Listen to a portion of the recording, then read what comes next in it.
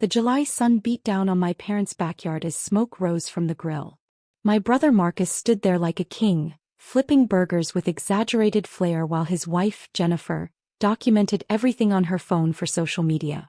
Their twin boys, both wearing designer sneakers that cost more than my monthly grocery budget, ran circles around the yard. My son Daniel, 7 years old, tugged at my sleeve. "Mom, can I have a burger? I'm really hungry." I smiled down at him. "Of course, honey. Let's go ask Uncle Marcus." We walked over to the grill where Marcus was holding court, telling Dad and our cousin Trevor about his latest business expansion. He'd opened a third auto repair shop last month and hadn't stopped talking about it since. "Uncle Marcus?" Daniel said politely. "Can I please have a burger?" Marcus looked down at my son, then at me, then back at Daniel. His expression shifted into something I'd seen too many times before, pity mixed with contempt. "Those are only for kids with a future," he said loudly enough for everyone nearby to hear. "Kids whose parents can actually provide for them." The backyard went quiet. Dad looked uncomfortable but said nothing. Mom busied herself with the potato salad. Jennifer laughed, that high-pitched giggle she used whenever Marcus said something cruel. Trevor just shook his head and walked away. Aunt Patricia nodded from her lawn chair, setting down her wine glass with a disapproving click. "Marcus has a point, dear. You really should think about Daniel's future instead of that little apartment you're renting. When are you going to get serious about your career?" Uncle Robert chimed in, walking over from the beverage table with his characteristic smirk. "My accountant was just telling me about investment opportunities last week. Real wealth-building strategies. Maybe if you'd made better choices earlier in life, you could afford to give Daniel what he needs. It's never too late to start, though." Marcus flipped another burger, clearly enjoying the audience. "Some people just don't have the entrepreneurial mindset. Not everyone can run a successful business. It takes vision, dedication, real sacrifice." Daniel's hand tightened in mine. I could feel him trying not to cry. My 7-year-old son was learning what it felt like to be looked down on by his own family. "I understand," I said quietly. I took the paper plate from Daniel's hand and set it on the table. "Come on, sweetheart. Let's go home." "But I'm hungry," Daniel whispered. "I know. We'll get something on the way." As we walked toward the gate, I heard Marcus call out, "Don't forget the family investment meeting next week." "Oh wait, that's only for people who actually contribute to the family business." More laughter. I kept walking, my hand on Daniel's shoulder. In the car, Daniel finally let the tears fall. "Why doesn't Uncle Marcus like us?" "It's complicated, honey." "Is it because we don't have a big house like his?" I gripped the steering wheel tighter. "Uncle Marcus doesn't understand everything about our life." "That's okay."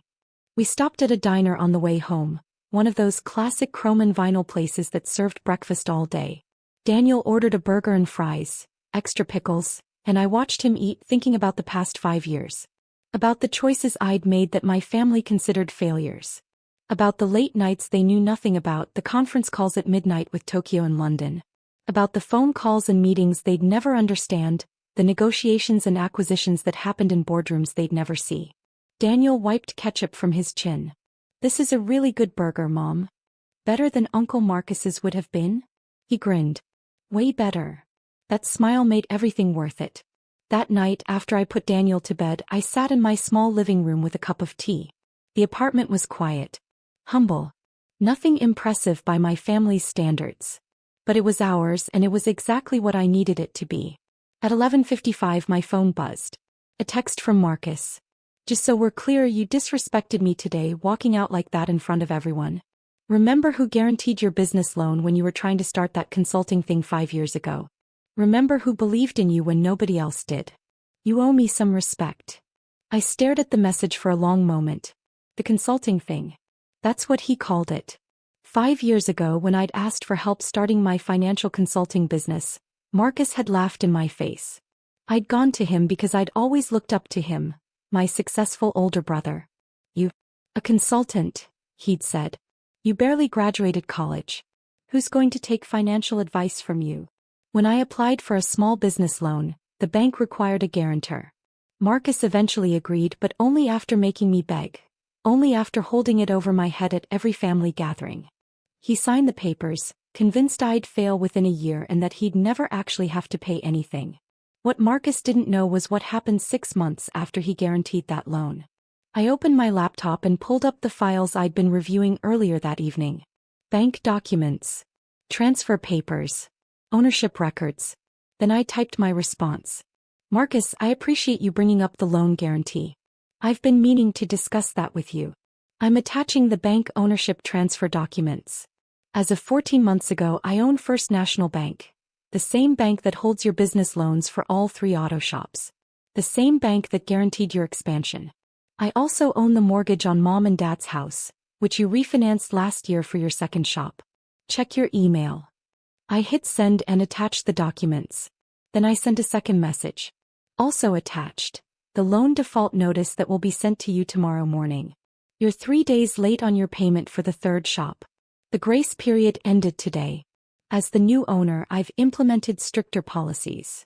My phone rang immediately. Marcus. I didn't answer. Instead, I forwarded him another document. The purchase agreement from 14 months ago when I'd bought First National Bank through my investment firm. The same bank he'd been using for years, never knowing who really owned it. My phone exploded with calls. Marcus. Jennifer. Dead. I silenced it and sent one more email.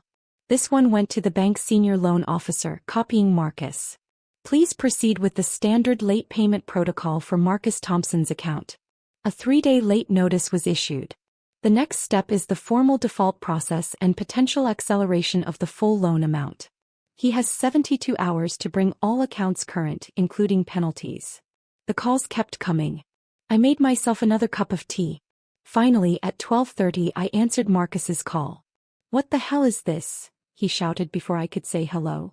You own the bank? That's impossible. You're a consultant. You live in a tiny apartment. I am a consultant, I said calmly. I consult for Fortune 500 companies on acquisition strategy. My firm handles portfolio management for several high-net-worth clients. We purchased First National 14 months ago as part of a larger investment strategy. This is insane. You can't do this to family. Do what, Marcus? Enforce standard banking policies? You're late on your payment. By 3 days. There's always a grace period. It ended tonight. The new ownership implemented stricter protocols last quarter. You would have known this if you'd read the notices we sent, or if you'd bothered to ask me about my actual career instead of calling it that consulting thing. Jennifer's voice shrieked in the background. Tell her about the social media post. Tell her we'll ruin her reputation. I took a sip of tea. Marcus, you're currently in default on $340,000 in business loans. Your shops are leveraged at 92%. If I call the loans, you'll lose everything in about 6 weeks. I suggest you focus on making your payment rather than social media threats. You wouldn't do that. We're family. Family, I repeated. Is that what you told Daniel today? When you said burgers were only for kids with a future? When you humiliated a 7-year-old child at a family barbecue? Silence on the other end. Here's what's going to happen, I continued. You have 72 hours to make your payment plus late fees. That's $12,800. After that, we proceed with standard default protocols. I don't have that kind of cash right now.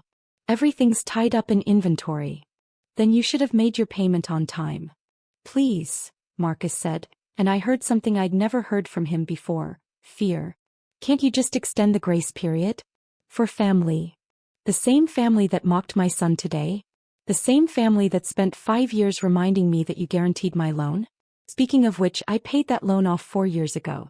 But you enjoyed holding it over my head too much for me to mention it. Dad's voice came through the phone. Marcus must have put it on speaker. Sweetheart, be reasonable.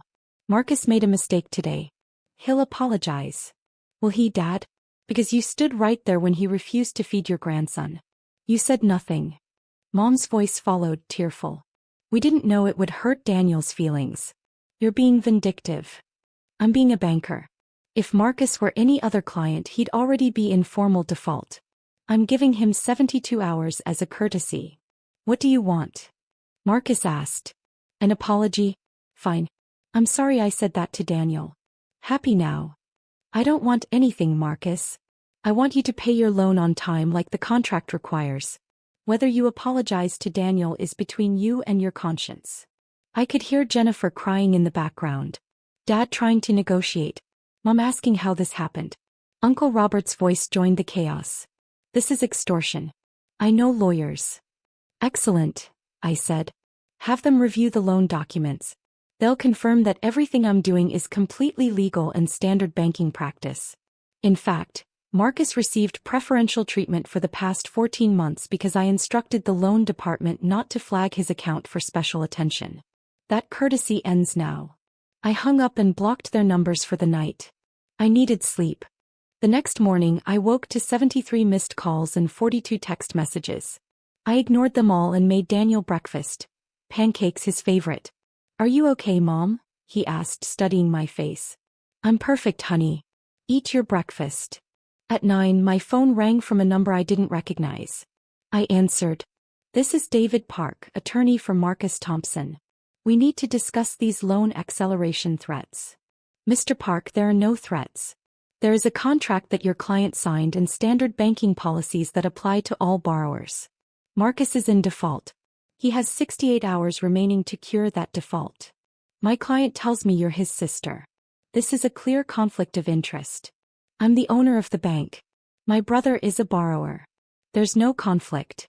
If anything, he's received preferential treatment. That ends now. 68 hours, Mr. Park. I hung up. At 10, the bank senior loan officer called. Ms. Thompson, we've received several calls from Marcus Thompson's attorney. How would you like us to proceed? Standard protocol. No exceptions. If he doesn't cure the default within the specified time, we initiate acceleration proceedings on all 3 loans. Understood. Also, we received his payment this morning. $12,800.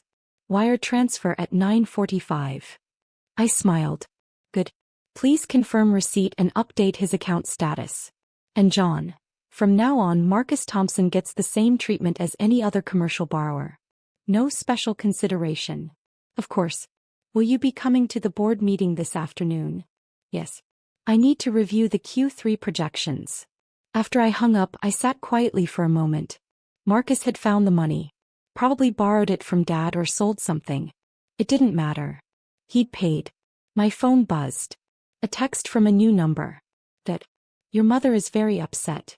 This isn't who you are. I responded. This is exactly who I am. You just never bothered to ask. 3 days later, I received a formal letter via certified mail. An apology from Marcus to Daniel. Carefully worded. Probably written by his lawyer. It meant nothing, but it was something. 2 weeks after that, at Mom's birthday dinner, the family was different. Quieter. Marcus and Jennifer arrived late and left early. Nobody asked about my apartment or my job. Nobody made comments about Daniel's future. When Daniel asked Uncle Marcus if he could have a piece of cake, Marcus said yes immediately and cut him an extra-large slice. Small victories.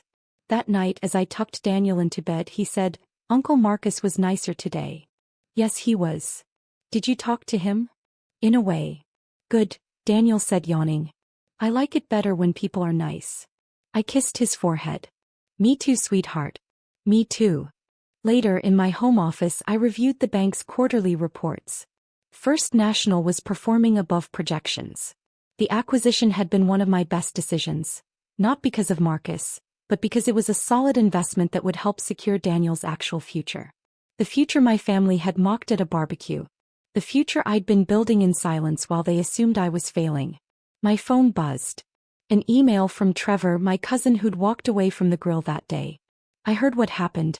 Good for you. Marcus needed to learn that lesson. Also, my company is looking for a financial consultant for an acquisition we're planning. Any chance you're taking new clients? I smiled and typed back. Send me the details. I'd be happy to review them. The next family gathering would be interesting. But that was fine. I'd spent 5 years being underestimated. I could handle being respected. Or feared. Either worked. What mattered was that Daniel would never again be told he didn't have a future. Because his mother had been building that future the whole time, one acquisition at a time, one investment at a time, while they were too busy judging to notice. Sometimes the quietest person in the room is the most powerful. They just choose not to announce it until absolutely necessary.